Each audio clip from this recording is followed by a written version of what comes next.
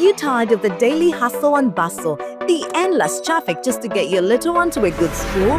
GMS Snap Bingo offers a unique blend of academic excellence with a holistic child development in both nursery and primary. We provide a national curriculum with an international touch.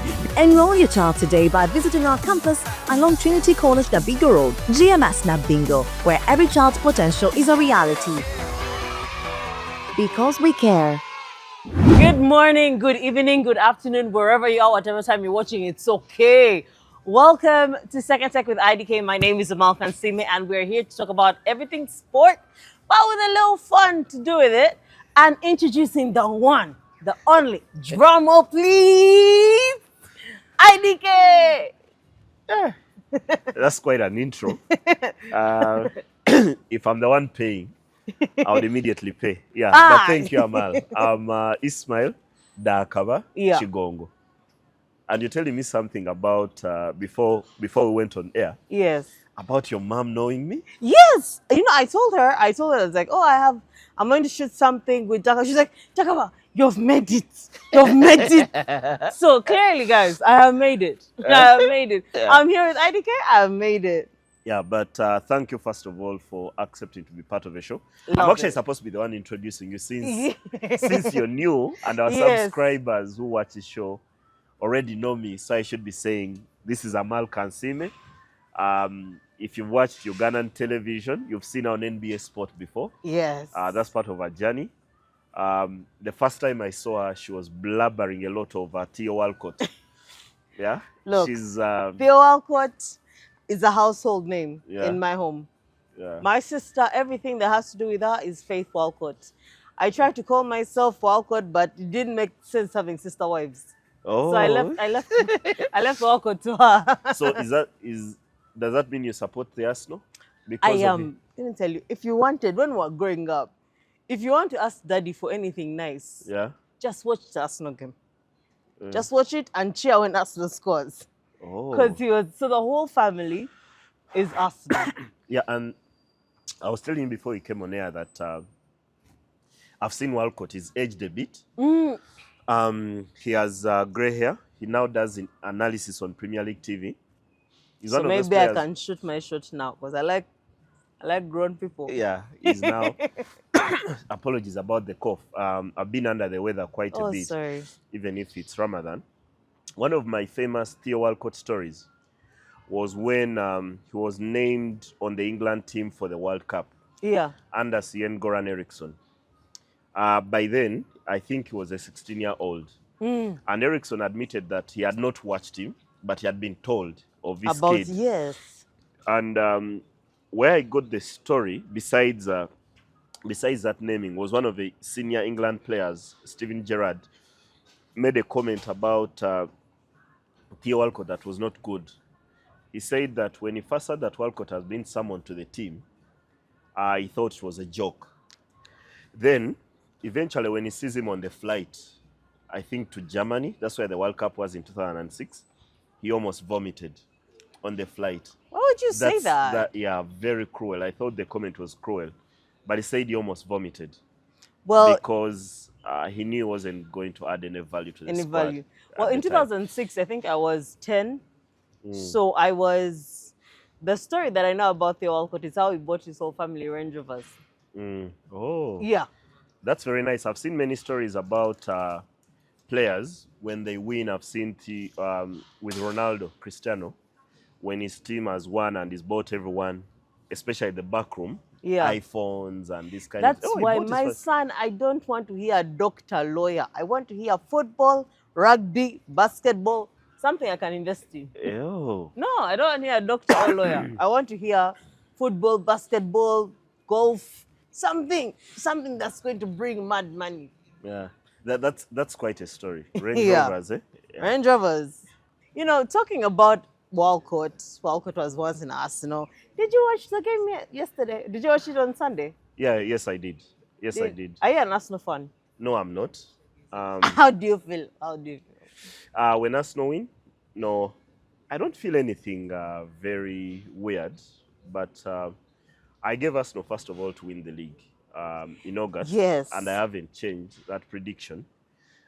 Perhaps this was one of the most important games that Arsenal has played. There's been a bit of doubt after that result against Wolves when Arsenal led 2-0 and then drew 2-2. Yeah. We spoke a lot about pressure, that Arsenal are starting to feel the pressure. They needed to make a statement, and I thought the 4-1 victory against Tottenham was... Yeah, I feel like they sent a message out there that we're here to win it. Yeah, a very important message. Yes. And I can imagine you as an Arsenal fan, or many Arsenal fans watching the show, the moment Randall Colomwani equalized for Tottenham, the old fears start to come in. But Yes. I thought Tottenham were very poor, and this ought to take credit from the Arsenal. I thought, first of all, their setup. I looked at their team and the new coach, Igor Tudor, someone I watched play back in the day, in the late 90s for Juventus. And I thought the setup was wrong. He had a backline of 5, a midfield of 4, very narrow, no outlets to run on the side. And I thought you're going to pay the price in the Premier League if you do not have runners in wide areas. Exactly, yes. You don't have runners in wide areas. So eventually when Randall Colomwani scores, then you're thinking, okay, maybe he might have got it right, keep the game narrow. But then the amount of space they gave away for the goals that Arsenal scored, that first goal by Victor Gyökeres, and then eventually the third and fourth that followed, you thought Tottenham were very, very poor. But you've got to give it to the Arsenal. They needed to make a statement. And they did. You did not just win the derby. Had they won 2-1 in a narrow game, everyone would have been thinking, maybe Arsenal need to do more. They put Tottenham in their place. They did. And I feel like this is not the same Arsenal of 2022, 2023, of almost. You know how, like, before the year ends, we're on top of the table. Then I say we because I'm Arsenal. Yeah. We're on top of the table. Then when the new year begins... I don't mind you because being an Arsenal fan hosting, when we also have a Uganda show on this show, and the host of that is a Manchester United fan. And he's very loud about it. He's actually got us a bit of abuse. You know, I've actually refused to date someone because they're a Man U fan. Really? Yeah. Like we sat down to talk and they told me, oh, I'm Man U. I'm like, okay, it's nice to meet you and it was nice knowing you. And I walked away. Because I imagined the home. Say we make it work and we get married. How is the house going to be? What are the kids going to follow? They should follow whatever team they like. A kid of 3 years old would want to put them in an Arsenal jersey and you're saying they should put on Man U. No. They could wear anything. But anyway, like you stated, big statement. Yes. I think the biggest bonus from this game may not even... Okay, the 3 points were very important because Arsenal were playing under pressure, knowing that City had won their game the previous night. But I thought also for someone who we have heavily criticized this season, in Victor Gyökeres, yes, I thought his 2 goals were also very important. He came out. Yeah, as well as Eze also showed out. Has also been a bit on a leash. Yeah. And actually, there's a big question: if someone can play that well the way Eberechi Eze did, then why then is Arteta been benching him? Because I was looking at some of the numbers since his hat-trick, because he scored a hat-trick in the first game against Tottenham in November. For the next 15 games since that game in the Premier League, he's averaged 33 minutes on the pitch. And of those, the last 15 Premier League games before the North London derby, he's only started 4. Okay, there are cases when his performance have not been very good. And part of me thinks that performance in the game they lost in December against Aston Villa, where Eze gave away the ball, I thought irritated Arteta quite a bit.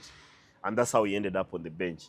Then he comes in with that performance in the FA Cup when they beat Wigan by 4 goals to 0. Yes. I thought that was a great. Bit, that was a revive, even if Wigan are a much smaller team. But maybe he has Tottenham's number. 5 goals in his first 2 North London derbies. That's a good return. And he actually played very well in that role, in that number 10 role, with Martin Odegaard struggling for fitness and illness, and also when he was chosen for that role, I think this is what exactly Arteta wanted for him. The other that I mentioned is Victor Gyökeres. Yeah. On this show, I've been very critical of him because I think his first touch is not very good. But I do not think you always need a first touch to be a great striker. I could mention 2 strikers who have scored goals in a glut, but do not really have the best first touch. Kylian Mbappe and Fernando Torres. Oh, yes. Yeah. One of the things I learned with them is that because they cannot control the ball to go in what football we call dead, to bring it to a standstill, they control the ball, putting it in the position where they want to take the shot. So for that first goal, I thought the control to get in that position. Then his movement was marginally better. And then Yeah, when you yeah. add the numbers, I'm one of those who has always insisted on this show that statistics are like a bikini, because a bikini is only long enough to cover the subject matter, but too short to kill imagination. Come on. So when you look at his numbers, they're even much more impressive, because this year he scored what, 8 goals? This year in the league, Was it eight? 8 in the Premier League, since the turn of the year. Yeah. I'm talking about from January 1st. No one has scored more in the league. And as a striker, you're going to be judged by some of the numbers. I thought in that sense, he's also got his numbers higher. He's crossed a 10-goal barrier for the season. So if you put a target of maybe 15, Yeah. he gets 15 in his first season in England. And that wouldn't be a very bad return for someone who is come to a club that has lacked someone who scores those 15 goals.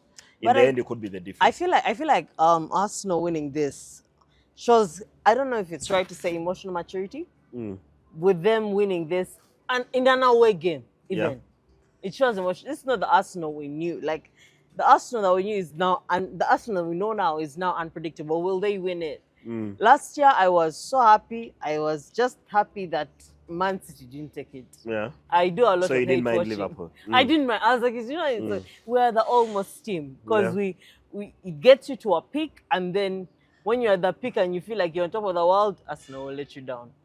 But you know, Amal, all this may count for nothing if you come to May and Arsenal haven't won the league, because when you've been second on as many occasions as Arsenal have in the recent years, I even know Arsenal fans always felt that the moment Man City's level drops, they will win the league. And then what happens last season? And now they go and drop a level last season and still Liverpool win. And I still think this Man City side have dropped a level. Does that mean Arsenal will win? Yeah. But actually, that brings me to ask you, like, how long do you think Man City can hang on? Because, first of all, I used to call myself Haaland's wife. Yeah. Because you remember I had blonde hair? I had blonde hair, so... Where is it gone, by the way? You guys, my parents told me I have to look like... It's time to get married. So, okay, guys who are watching this show, as you're watching, as you're subscribing, as you're liking and sharing, share with a prospective bachelor who is looking for a wife who supports Arsenal. Yes. Her name is Amal Kansiime. Exactly. Yeah. You get. So my parents told me it's time to start looking like a wife. So they made me dye my hair black. Yeah. And I don't know what's the in thing these days. There's a lot of ladies now with short hair. But you know, funny thing, my sister told me yesterday, she was like, she said it in Uncle Olympus. She was like, if you ever see them, tint your hair. So it means men have failed. Just go and tint your hair back. Like, go back. Go back to what you are. Okay, but Viarema so is going to be Man City. Yeah, Man City. How Man City's Viarema is going. For how long can they hang on? The numbers are very simple. The numbers are very simple. If Man City win all their remaining games, which would include beating Arsenal, they win the league. Because currently they have a game in hand. That game will be against Crystal Palace. So it's a 5-point margin. Now, do I believe that this City side have it in them to win 12 games in a row? No. No. I've seen great City sides, and they've gone on a winning streak of 18 matches before. That record also matched by Liverpool. None go to 19 eventually. But I don't see it in this side. I think they're a bit on the edge. Yeah. Yeah. And that happens to every team in transition. Sometimes Pep Guardiola may be trying out something. I like, one of the things I've been critical of Pep Guardiola over the past 18 years watching him coaching, from when he first came through at Barcelona back in 2008, is him trying to use square pegs in round holes too often. And one of those was the boy who scored the 2 goals against Newcastle in their latest victory, O'Reilly. First came into the team as a left back. Then I've seen over the past 5 to 10 games or so, he's moved him into midfield and almost played 2 left back, because he has the Algerian Ryan Aït-Nouri as a left back, and he's playing O'Reilly ahead of him. Eventually, maybe he's getting vindicated. Yeah. The boy has a lot of ability, and his 2 goals are a testament to that. But is that sufficient for them to go on that kind of streak? That's what I want to ask you. Do you think the teams have figured out Man City's play? Like, because, you know, Man City used to come, they come in like a storm. They come in, they win games, and they're just like that. They have won everything. In the game today, it's very difficult to think that you're not figured out. After all, Pep Guardiola has played the same way for the past 18 years. His game is about control, passing, passing. So over time, teams will figure it. But he makes sure that his team is so good at what it does that even if you became very good at stopping him, there's still an extra, and he has an X factor. Yeah. And sometimes there's a bit of talent. And part of the Pep Guardiola coaching philosophy goes with players having a lot of freedom in the final third. That you're the king. When you get in the final third, all the coaching that is given where you're supposed to move and position goes out of the window. You're supposed to do what your ability allows you to. So, do you think, just sorry to touch you, but like, do you think experience gives Man City an upper hand come April, May?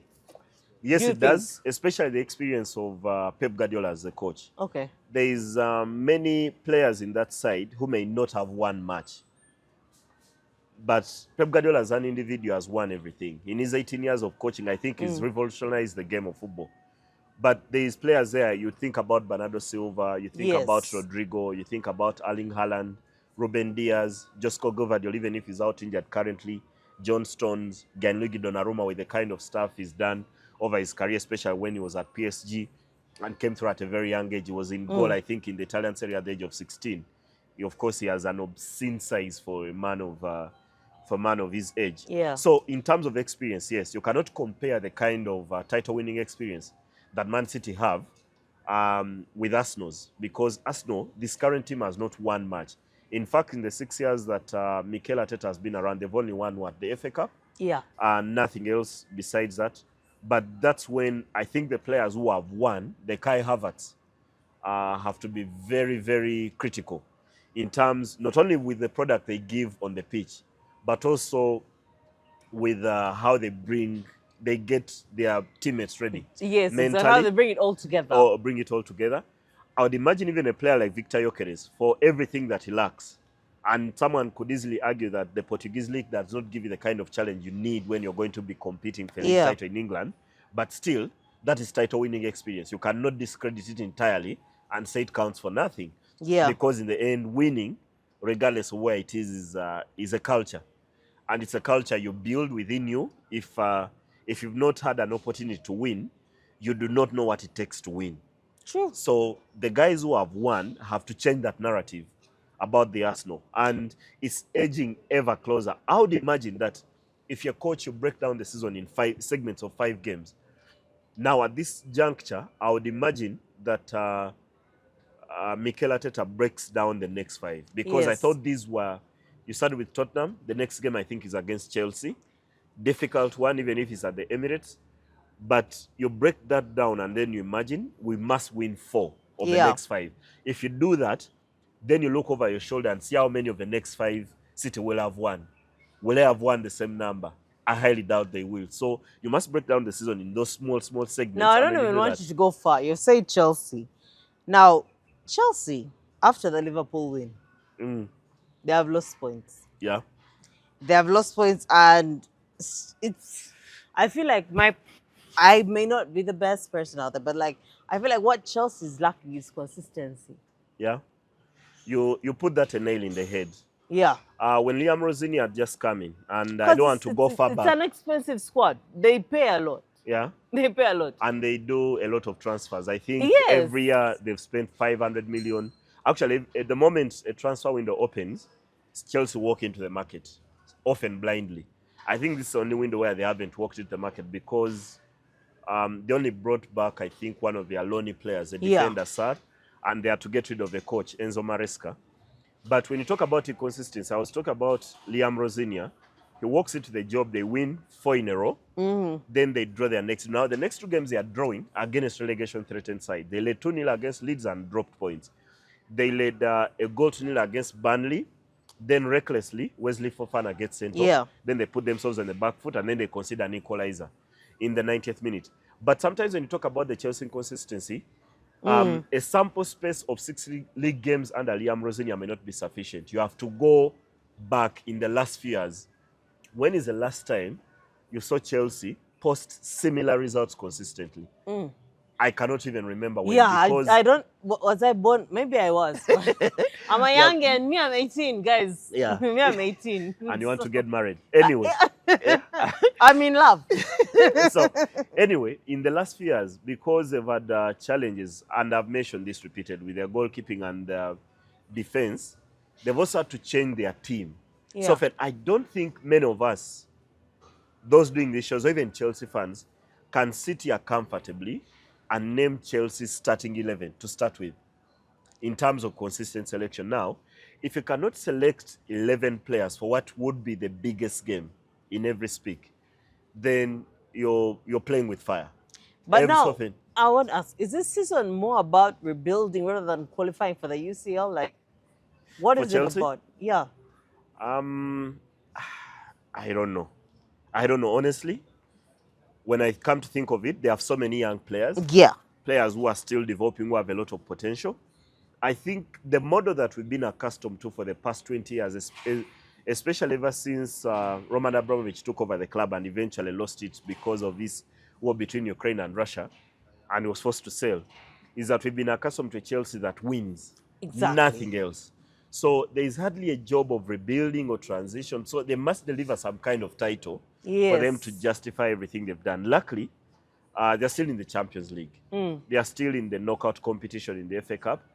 And while they will not win the league, I think the bare minimum for a Chelsea manager is to qualify for the Champions League. Now, because they've dropped points in 2 successive games, they've let Liverpool back in it, because Liverpool have won their last 2 against Sunderland, against Tottenham, um, rather against Nottingham Forest. Yeah. And I mentioned, when I mentioned Nottingham, I mentioned Tottenham, is that they've given Liverpool a window back in, yet Liverpool have been so poor.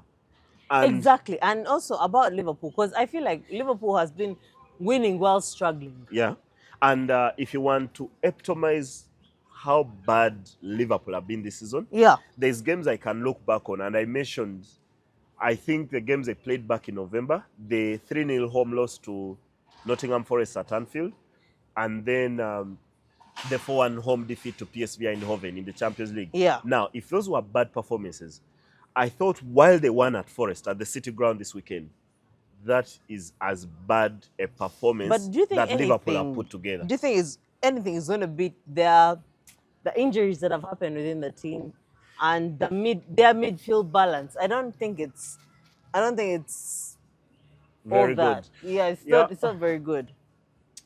there's been many, you could pick many situations. One, they signed players who did not hit the ground running Yeah. when they came to the side. Florian Wirtz, Alexander Isak, and Milos Kakes, who are the big money signings. That's one area. Then currently Isak is out injured after that leg break against Tottenham earlier in the season. Then Wirtz starts to come into his element, gets injured in the warm-up. Part of it has been an issue with rhythm. Anslot says it's a bit, they've had a lot of ill luck, that they've played better than some of the results they've posted. But for me, it's not even about the imbalance of it. It's for me the imbalance of the entire team.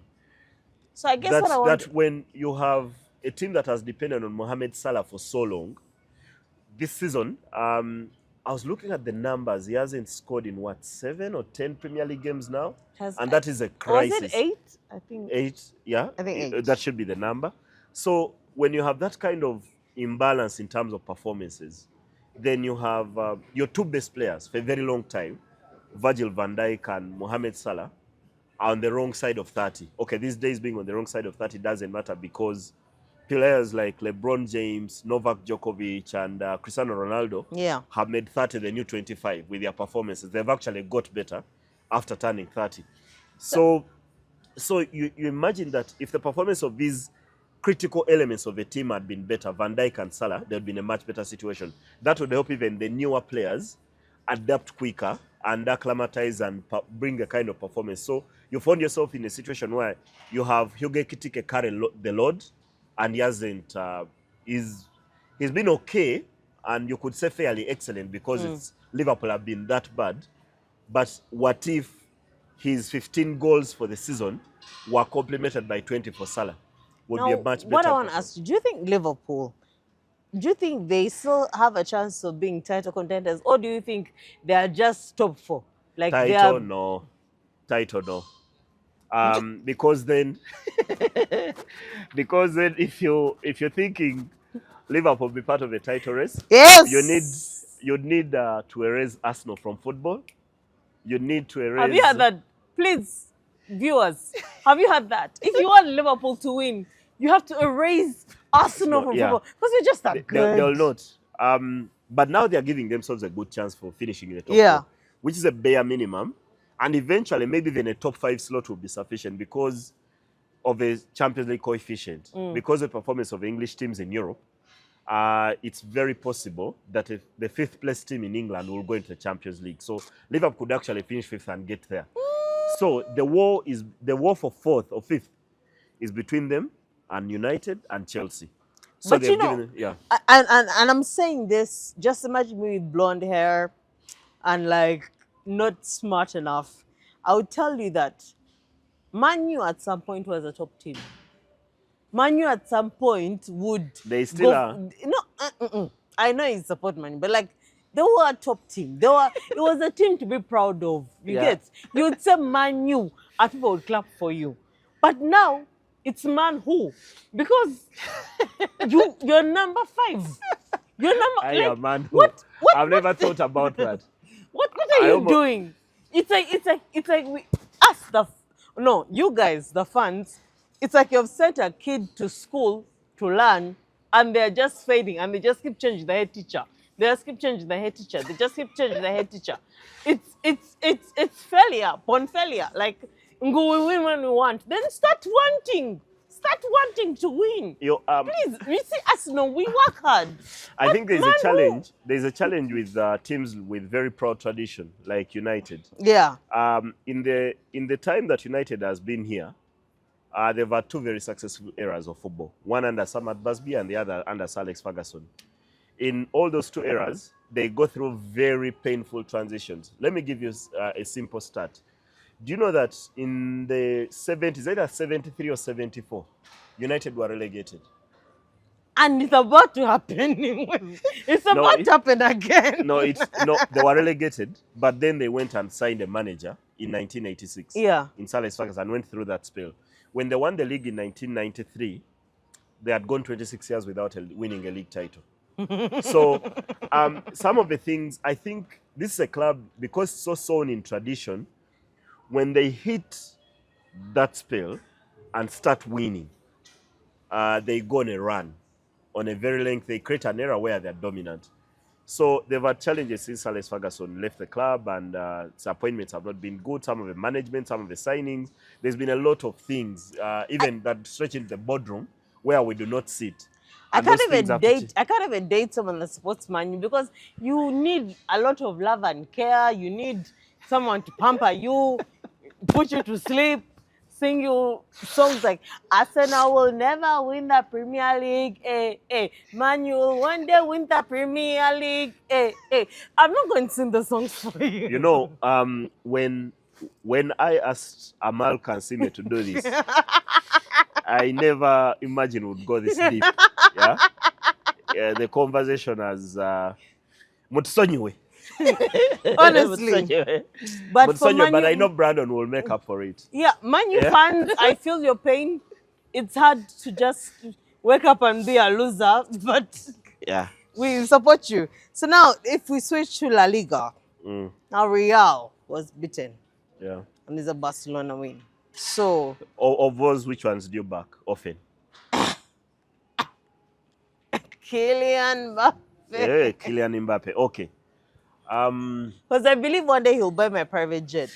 So, The other week, when Madrid went top for the first time, there are many people who are making premature declarations that they've now assumed control of the league. And I said it's a bit premature because I've not seen sufficient signs under Alvaro Beloa to suggest that they've hit that purple patch where but do they're you going to think there go. are defensive issues with Real? No, I don't think, because right now they have most of their starting players fit. But I thought Osasuna were very, very good. They Because were Barcelona very, is building their momentum slowly by slowly.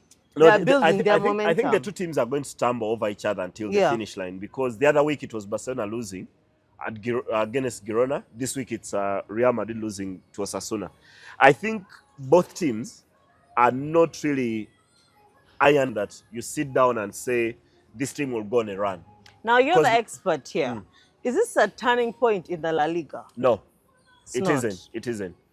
Because the other week Madrid went top. This week Yeah. Barcelona is gone top. So we haven't hit that moment where you say one of the teams is going to go on a run.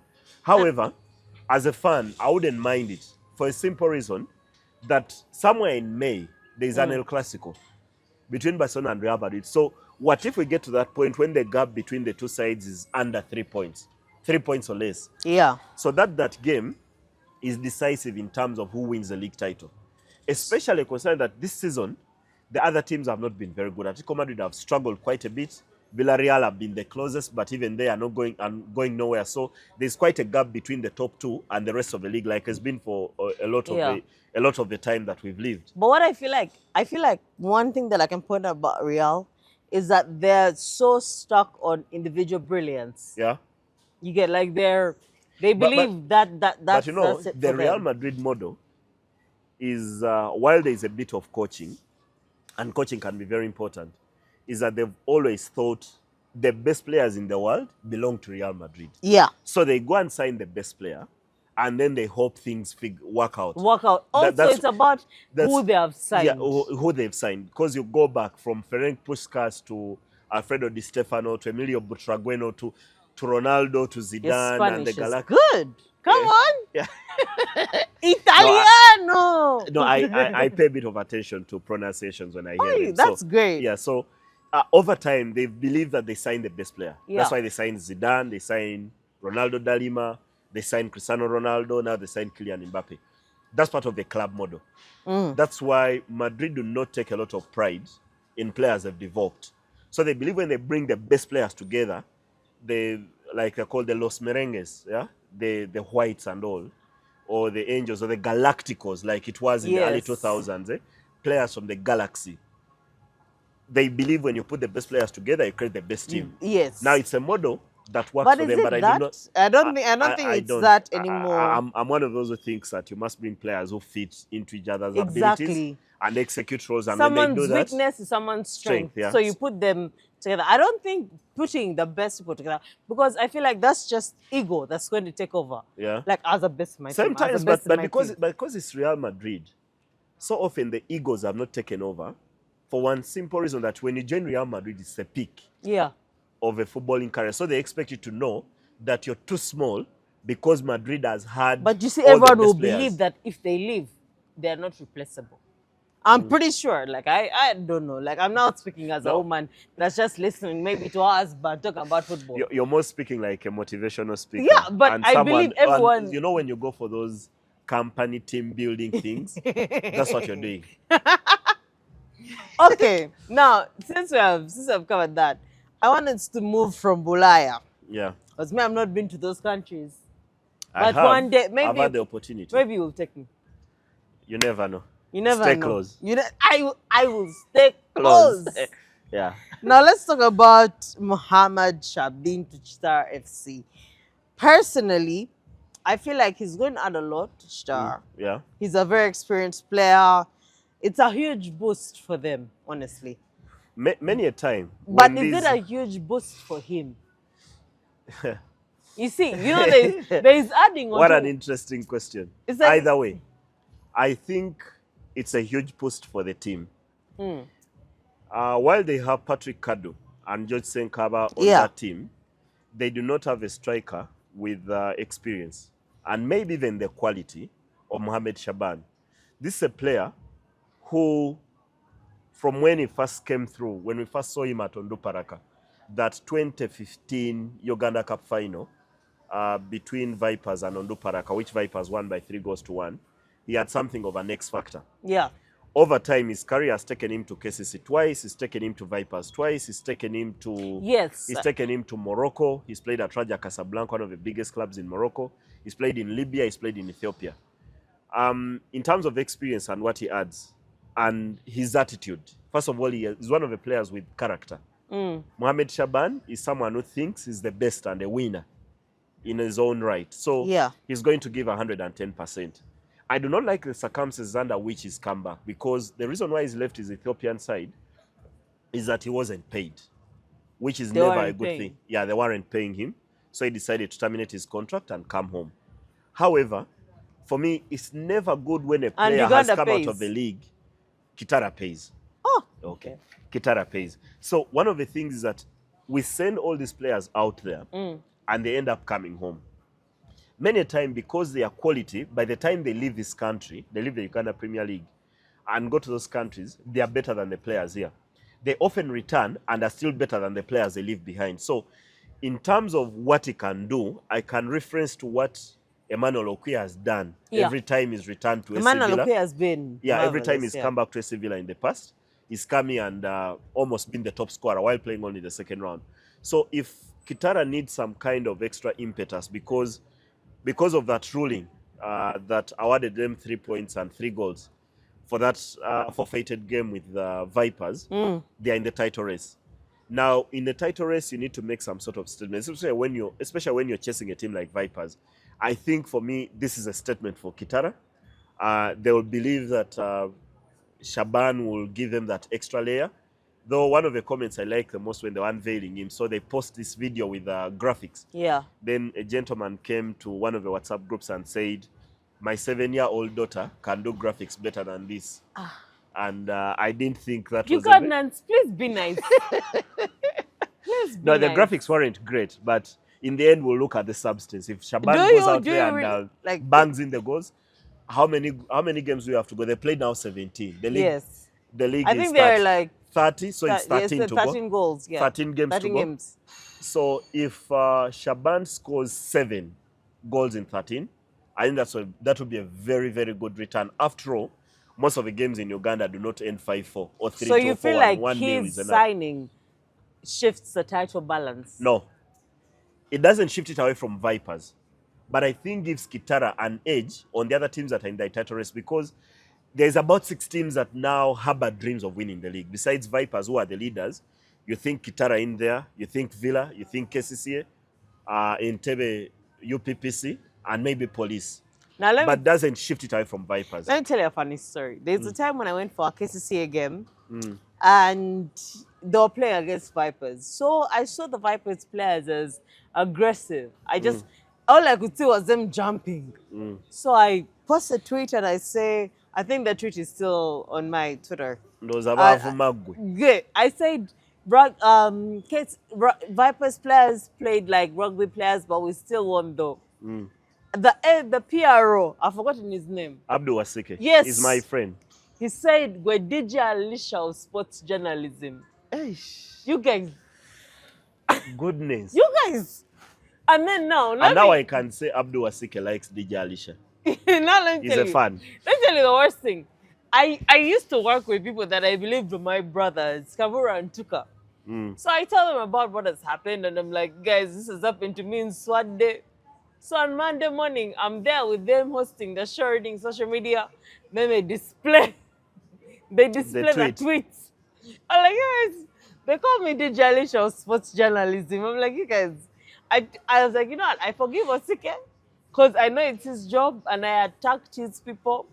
But I was like, guys, no, DJ Alicia is hot. I even tried to follow She's her. hot and her music is hot. No. Yes, it is. I first saw her at a rugby event not far from here. Yeah, we were attending a rugby event, and she shows up and mixes, and the entire hall was jumping. You want to go for her? No, some things have sailed.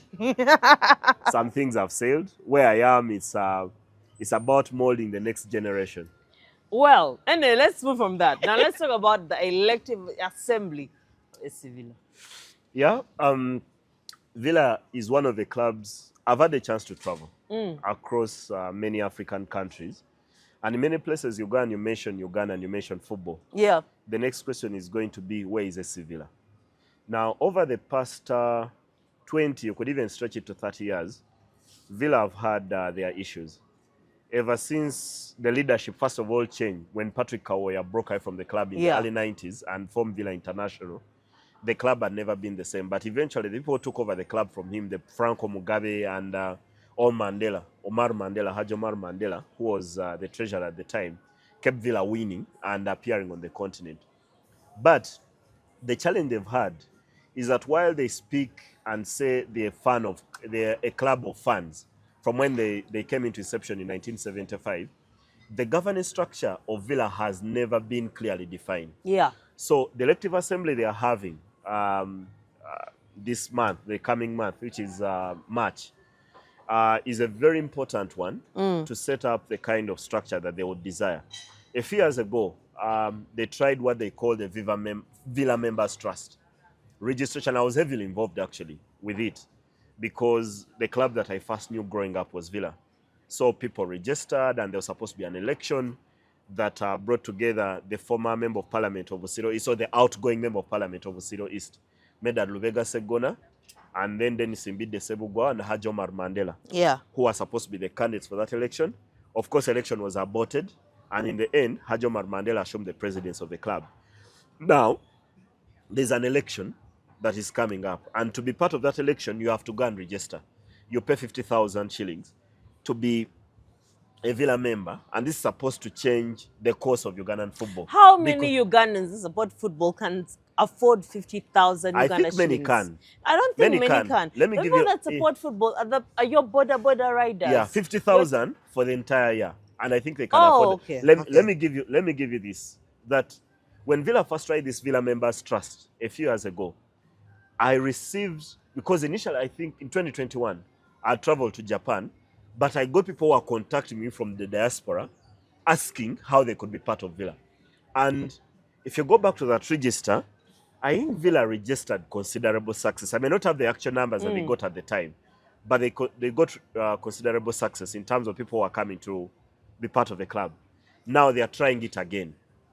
And eventually, for all those that will be able, if you go to the Villa social handles, and you'll see how you can pay. I think they've created a Momo codes and Airtel Money merchant codes where you can pay your money and then register your name and you become a Villa member.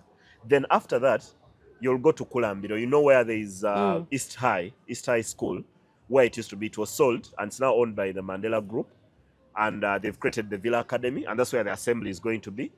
So I think it's an important step. If Villa get this right, if they get this right, it right. Because we've always clamored for clubs that are owned by funds and all, but in actual sense, in Uganda, there is no club that is owned by funds. Now, what they're trying to do now is to ensure... I don't even know even worldwide.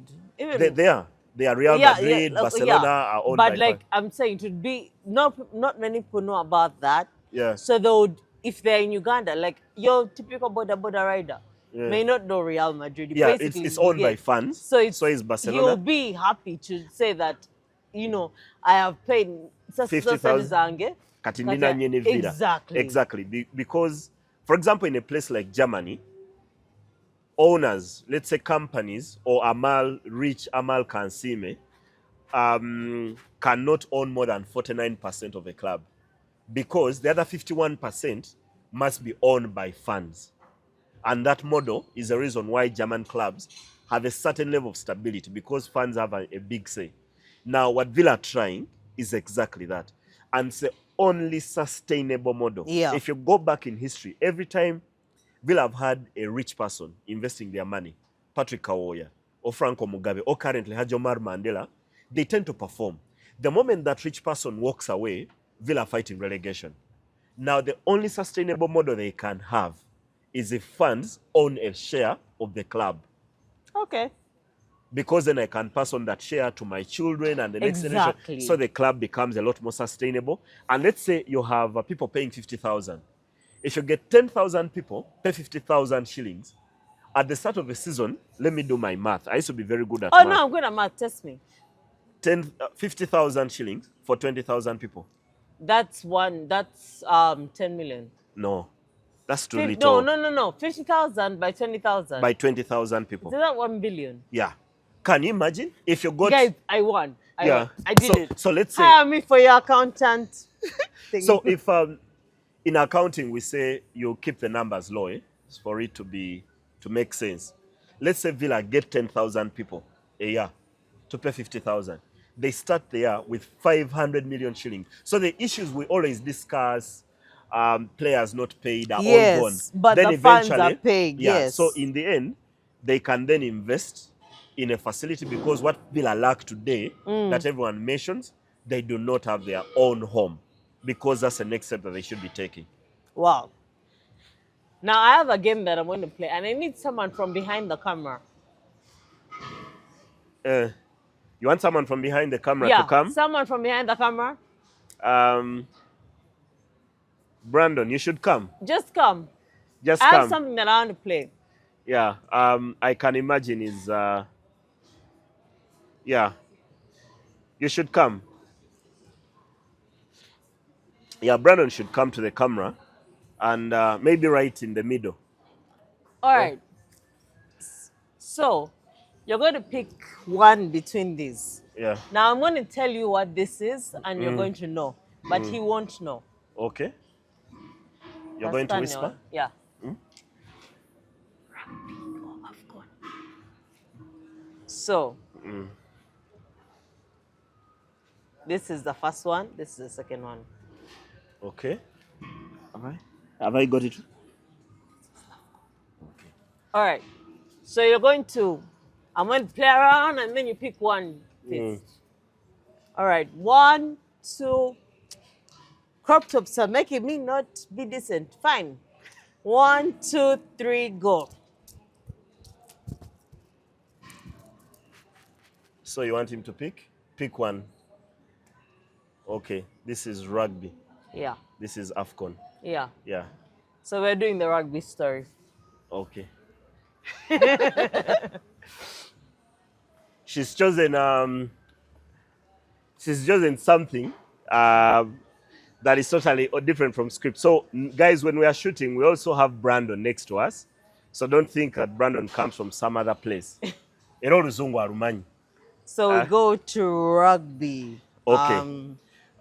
There's I figured the time we have spent, Yeah, it will be okay. hard for you to shoot and everything if we also include. okay. Let me try and fit in as much as I can. Okay.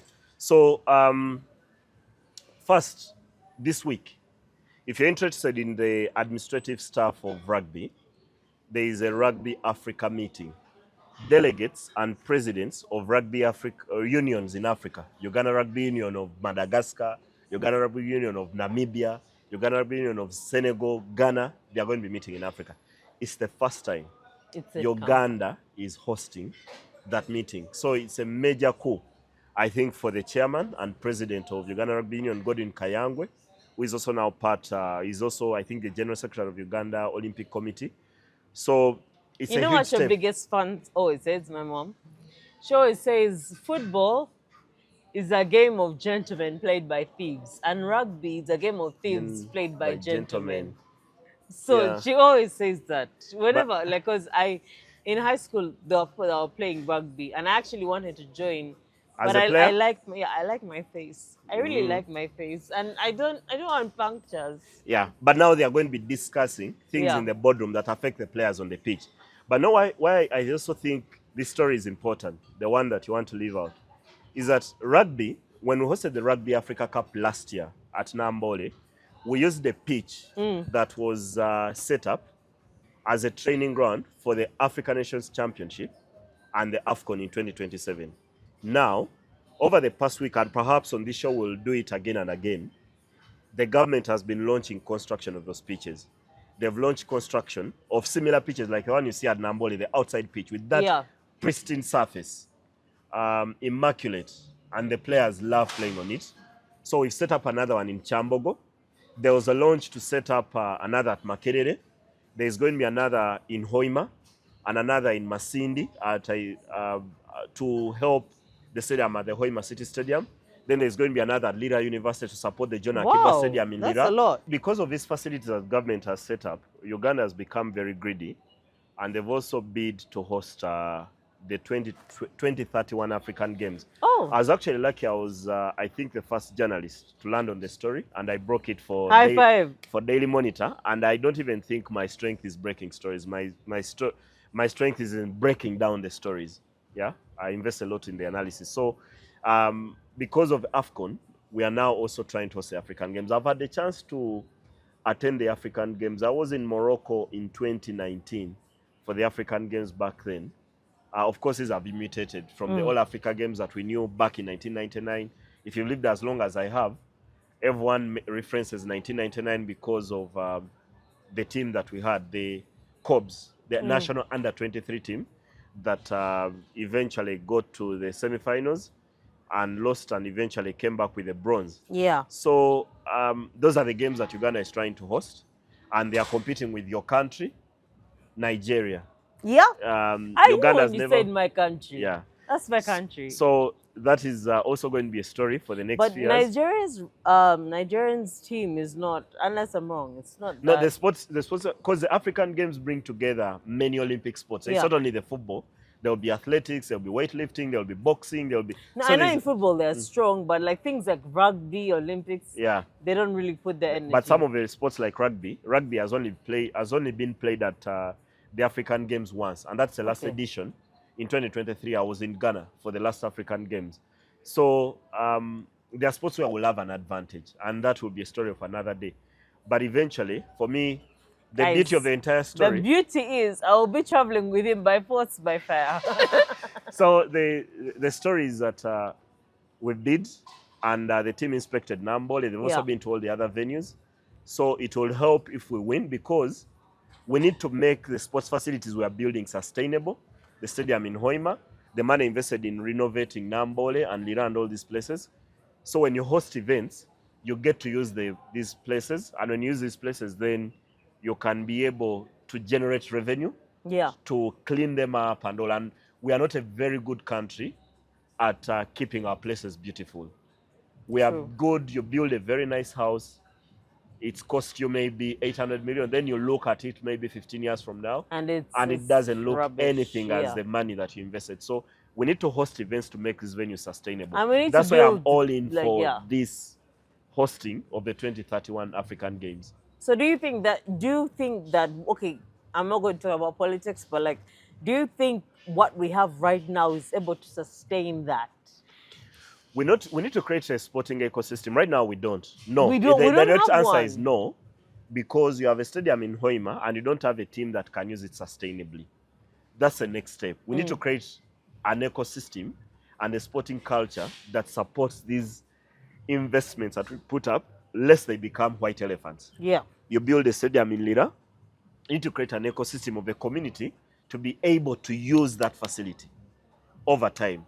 You need a team like Kitara to be able to use Hoima City Stadium. Yes. And runners and people use the basketball court and swimmers with all these beautiful facilities we put there.